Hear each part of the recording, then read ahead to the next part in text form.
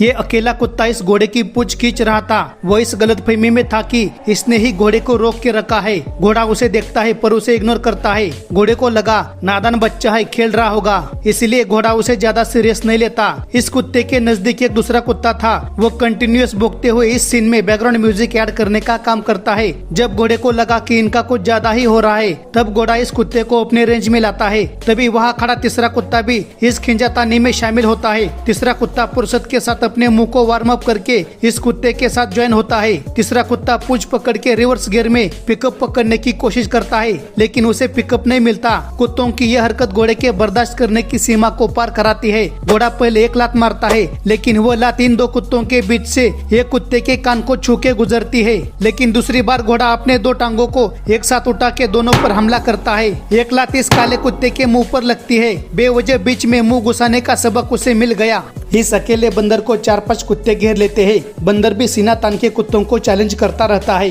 बंदर की हिम्मत देख कोई भी कुत्ता उसके नजदीक नहीं जाता। थोड़ी देर बाद वहाँ बाकी कुत्ते भी आते हैं। सारे कुत्ते 7.5 फीट दूर से ही कबड्डी कबड्डी करते रहते हैं, लेकिन कोई भी लाइन को क्रॉस करने की कोशिश नहीं करता। कुत्तों को पता है कि बंदर ने अगर एक कान के नीचे बजाई तो इनको पानी बोलने का भी चांस नहीं मिलेगा। कुत्तों की संख्या ज्यादा होने के बावजूद भी एक भी कुत्ता बंदर के पूंछ को छू भी नहीं सकता। थोड़ी देर बाद एक कुत्ता देखता है कि शेर का बच्चा पेड़ से लटक रहा था। कुत्ता अपने पलटन को बोलता है, अरे वह देखो शेर का बच्चा लटक रहा है, चलो उसके मजे लेते हैं। सारे कुत्ते उस ओर दौड़े चले जाते हैं। बंदर के पास टाइम पास कर रहे कुत्ते भी बोर होने के बाद अपने पलटन के पीछे निकल पड़ते हैं। कुत्ते जब तक शेर के बच्चे के पास जाते हैं तब तक बच्चा नीचे उतरता है। एक्चुअली कुत्तों को बस बंदर से दूर जाना था, लेकिन वे सीधा पीछे नहीं हटना चाहते थे। उनको बस बहाना चाहिए था। अगर वे बीच से चले जाते तो उनकी बदनामी होती, इसलिए कुत्ते ने शेर के बच्चे का बहाना बनाया।